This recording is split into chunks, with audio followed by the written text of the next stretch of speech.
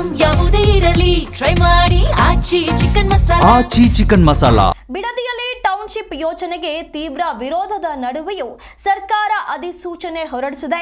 Township ಯೋಜನೆಯನ್ನ ಕೈ ಬಿಡಬೇಕು ಅಂತ ಹೇಳಿ ಜೆಡಿಎಸ್ ಹಗಲಿರುಳು ಹೋರಾಟ ಮಾಡ್ತಿದ್ರು. ಡೋಂಟ್ ಕೇರ್ ಅನ್ನದ ಸಿಎಂ ಡಿಕೆ ಶಿವಕುಮಾರ್ ನೇತೃತ್ವದ ಸರ್ಕಾರ ಅಧಿಸೂಚನೆಯನ್ನ ಹೊರಡಿಸಿದೆ. ಮೊದಲ ಹಂತದ ಭೂಸ್ವಾಧೀನದ ಅಂತಿಮ ಅಧಿಸೂಚನೆಯನ್ನ ಹೊರಡಿಸಿರುವಂತದ್ದು.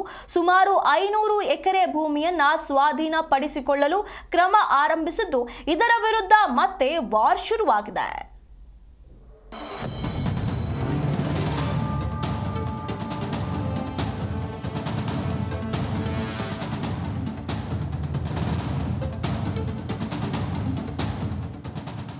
ಬಿಡದಿ ಟೌನ್ಶಿಪ್ ಯೋಜನೆಗೆ ರಾಜ್ಯ ಸರ್ಕಾರದ ಅಸ್ತು.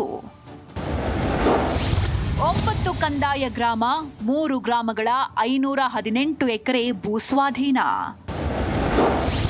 ಮತ್ತೆ ಶುರುವಾಗುತ್ತಾ ಸಿಎಂ ಹಾಗೂ ಎಚ್ಡಿಕೆ ಮಧ್ಯೆ ವಾರ್. ಬೆಂಗಳೂರು ದಕ್ಷಿಣ ಜಿಲ್ಲೆಗೆ ಸಂಬಂಧಿಸಿದ ಮತ್ತೊಂದು ವಾರ್ಗೆ ವೇದಿಕೆ ಸಿದ್ಧವಾಗ್ತಾ ಇದೆ. ಬಿಡದಿ ಟೌನ್ಶಿಪ್ ಯೋಜನೆಗೆ ಸಂಬಂಧಿಸಿದಂತೆ ಕೇಂದ್ರ ಸಚಿವ ಕುಮಾರಸ್ವಾಮಿ ತೀವ್ರ ವಿರೋಧ ವ್ಯಕ್ತಪಡಿಸಿದ್ರು.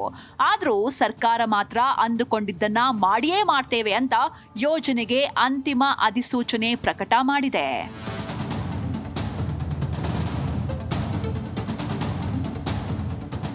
ವಿವಾದದ ನಡುವೆ ಬಿಡದಿ ಟೌನ್ಶಿಪ್ ಯೋಜನೆಯ ಭೂ ಸ್ವಾಧೀನಕ್ಕೆ ರಾಜ್ಯ ಸರ್ಕಾರ ಅಂತಿಮ ಅಧಿಸೂಚನೆ ಹೊರಡಿಸಿದ್ದು, ಈ ಯೋಜನೆಯ ಮೊದಲ ಹಂತದಲ್ಲೇ 500 ಎಕರೆ ಭೂಮಿಯನ್ನ ಸ್ವಾಧೀನಪಡಿಸಿಕೊಳ್ಳಲು ಮುಂದಾಗಿದ್ದು, ಮೊದಲ ಹಂತದ ಭೂ ಸ್ವಾಧೀನ ರಾಮನಗರ ಹಾಗೂ ಹಾರೋಹಳ್ಳಿ ತಾಲೂಕುಗಳ ವ್ಯಾಪ್ತಿಯಲ್ಲಿ ನಡೆಯಲಿದೆ. ಯೋಜನಾ ವ್ಯಾಪ್ತಿಯ 9 ಕಂದಾಯ ಗ್ರಾಮಗಳ ಪೈಕಿ ಪ್ರಾರಂಭಿಕವಾಗಿ 3 ಗ್ರಾಮಗಳ 518 ಎಕರೆ ಭೂ ಸ್ವಾಧೀನಕ್ಕೆ ಅಂತಿಮ ಅಧಿಸೂಚನೆ ಪ್ರಕಟ ಮಾಡಿದೆ ರಾಜ್ಯ ಸರ್ಕಾರ.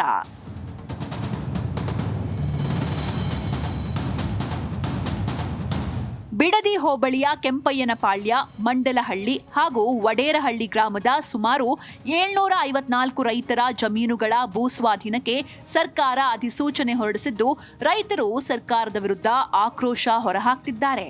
ಬಿಡದಿ ಟೌನ್ಶಿಪ್ಗಾಗಿ ಭೂಸ್ವಾಧೀನಕ್ಕೆ ಪರಿಹಾರವಾಗಿ ಪ್ರತಿ ಎಕರೆ ಭೂಮಿಗೆ ಕನಿಷ್ಠ 2.07 ಕೋಟಿಯಿಂದ 2.5 ಕೋಟಿ ರೂಪಾಯಿವರೆಗೆ ನೀಡುವಂತೆ ಪ್ರಸ್ತಾಪ ಇಟ್ಟಿದೆ. ಮತ್ತೊಂದು ಆಯ್ಕೆಯಾಗಿ ಶೇಕಡ 50% ಅಭಿವೃದ್ಧಿ ಪಡಿಸಿದ ಭೂಮಿಯನ್ನ ರೈತರಿಗೆ ಹಿಂತಿರುಗಿಸಿ ನೀಡುವ ವ್ಯವಸ್ಥೆಯನ್ನು ಕೂಡ ಸರ್ಕಾರ ಸೂಚನೆ ಮಾಡಿದೆ.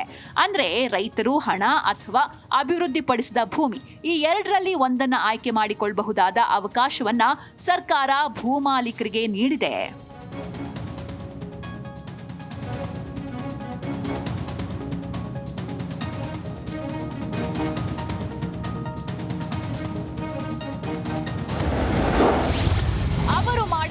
ಮಾಸ್ಟರ್ ಸ್ಟ್ರೋಕ್, ನಾವು ರೈತ ವಿರೋಧಿಗಳ.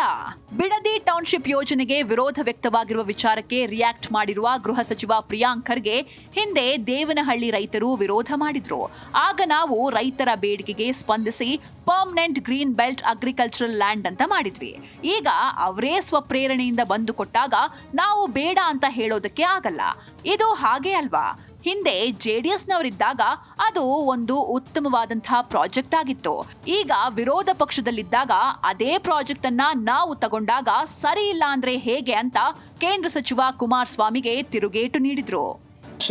ಪ್ರಾರಂಭ ಮಾಡಿದ್ ಯಾರು ಇವರೇ? ಈಗ ನೋಡಿ ಸರ್, ಈಗ ಉದಾಹರಣೆಗೆ ಚನ್ನರಾಯಪಟ್ಟಣದ್ದು, ಇಲ್ಲಿ ನಿಮ್ಮ ದೇವನಹಳ್ಳಿನಲ್ಲಿ ರೈತರು ವಿರೋಧ ಮಾಡಿದ್ರು. ನಾವು ರೈತರ ಏನು ಒಂದು ಅವರ ಬೇಡಿಕೆಗೆ ನಾವು ಸ್ಪಂದಿಸಿದ್ವಿ. ಏನಪ್ಪ, ಪರ್ಮನೆಂಟ್ ಗ್ರೀನ್ ಬೆಲ್ಟನ್ನು ನಾವು ಮಾಡಿದ್ವಿ, ಅದನ್ನು ಅಗ್ರಿಕಲ್ಚರಲ್ ಲ್ಯಾಂಡಿಗೆ. ಈಗ ಅವರೇ ಸ್ವಪ್ರೇರಣೆಯಿಂದ ಬಂದು ಕೊಟ್ಟಾಗ ನಾವು ಬೇಡ ಅಂತ ಅಲ್ಲ. ಇದೂ ಹಾಗೆ ಅಲ್ವಾ? ಕಾರಣ ಯಾಕಂದರೆ ಕುಮಾರಸ್ವಾಮಿ ಅವರೇ ಇದನ್ನು ಮಾಡಿದಂಥವ್ರು. ಅವತ್ತು ಕುಮಾರಸ್ವಾಮಿ ಅವರು ಇದಕ್ಕೆ ಅಡಿಗಲ್ ಹಾಕ್ಲಿಲ್ಲ ಅಂದಿದ್ರೆ ಬಹುಶಃ ಇದು ಪ್ರಾರಂಭನೇ ಆಗ್ತಿರಲಿಲ್ಲ. ಇದನ್ನು ಮಾಡಬೇಕು, ಇಲ್ಲೊಂದು ಟೌನ್ಶಿಪ್ ಆಗಬೇಕು ಅಂತಕ್ಕಂಥದ್ದು ಆಸೆ ಇಟ್ಕೊಂಡಿದ್ದಂಥವ್ರೆ ಕುಮಾರಸ್ವಾಮಿ ಅವರು. ಅದಕ್ಕೆ ಅವ್ರು ಹೋರಾಟ ಮಾಡೋದ್ರಲ್ಲಿ ಅರ್ಥ ಇಲ್ಲ. ಬಸನಗೌಡ ಪಾಟೀಲ್ ಯತ್ನಾಳ್ ಅವರು ಹೋರಾಟ ಮಾಡೋದ್ರಲ್ಲಿ ಅರ್ಥ ಇದೆ. ಅದಕ್ಕೆ ನಾವು ಸೂಕ್ತವಾದಂಥ ಅಸೆಂಬ್ಲಿನಲ್ಲಿ ಉತ್ತರ ಕೊಡ್ತೀವಿ. ನಾವು ದೇವೇಗೌಡರು ಹೇಳ್ತಾರೆ, ರೈತರನ್ನ ಒಕ್ಕಲೆಬ್ಬಿಸುವ ಕೆಲಸ, ಎಚ್ಡಿಕೆ ಆಕ್ರೋಶ. ಇನ್ನು ಬಿಡದಿ ಟೌನ್ಶಿಪ್ ಯೋಜನೆಗೆ ಅಧಿಸೂಚನೆ ಹೊರಡಿಸಿರುವ ರಾಜ್ಯ ಸರ್ಕಾರದ ವಿರುದ್ಧ ಕೇಂದ್ರ ಸಚಿವ ಕುಮಾರಸ್ವಾಮಿ ಕಿಡಿಕಾರಿದ್ದಾರೆ. ಬಹಳ ದಿನಗಳಿಂದ ಅಲ್ಲಿನ ರೈತರು ಪ್ರತಿಭಟನೆ ಮಾಡ್ತಾನೇ ಇದ್ದಾರೆ.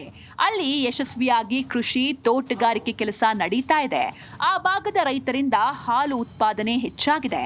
ರೈತರನ್ನ ಒಕ್ಕಲೆಬ್ಬಿಸುವ ಕೆಲಸವನ್ನ ಸರ್ಕಾರ ಮಾಡ್ತಾ ಇದೆ.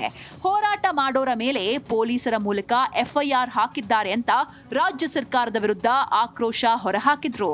ಇವತ್ತು ನಿಜವಾದ ಕೃಷಿಯನ್ನು ಮಾಡ್ತಾ ಇದ್ದಾರೆ. ಇವತ್ತು ಅಂಥ ರೈತರನ್ನ ಒಕ್ಕಲೆಬ್ಸೋದ್ರಿಂದ ಇವತ್ತು ರಾಜ್ಯದಲ್ಲಿ, ರಾಷ್ಟ್ರದಲ್ಲಿ ರೈತರಿಗೆ ಇವತ್ತು ಬೆಂಬಲ ಕೊಡಬೇಕು ಅಂತಕ್ಕಂಥದ್ದು ಒಂದು ಕಡೆ ಹೇಳ್ತೀವಿ. ಇವತ್ತು ಆಹಾರ ಉತ್ಪಾದನೆ ಇರ್ಬೋದು ಮತ್ತು ಬೇರೆ ಬೇರೆ ದೇಶಗಳಿಗೆ ರಫ್ತು ಮಾಡ್ತಕ್ಕಂಥ ರೀತಿಯ ಒಂದು ತೋಟಗಾರಿಕೆ ಒಂದು ಕೃಷಿ ಕೆಲಸವನ್ನು ನಿರ್ವಹಣೆಯನ್ನು ಮಾಡ್ತಾ ಇದ್ದಾರೆ. ಆ ಭಾಗದಲ್ಲಿ ಜನ ಇವತ್ತು ಈ ಕೃಷಿಯಿಂದ ಉತ್ತಮವಂತ ಬದುಕನ್ನ ಇವತ್ತು ಅವ್ರು ಕಾಣ್ತಾ ಇದ್ದಾರೆ.